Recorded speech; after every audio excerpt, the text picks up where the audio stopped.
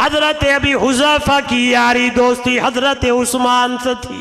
حضرت سیدنا عثمان رضی اللہ تعالیٰ عنہ نے دعوت دی.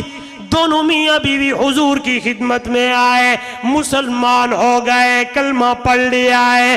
آپ گھر واپس آئے. دوسرے دن حضرت سالم کو بھی لے آئے. حضرت سالم بھی آئے. حضور نے پوچھا یہ کون ہے؟ حبشی. فرمایا یہ میرا غلام ہے. اگلے دن خرید کے لائے. اللہ کے محبوبی سے بھی کلمہ پڑھائی ہے, مسلمان. حضرت سالم بھی مسلمان ہو گئے. سبحان اللہ.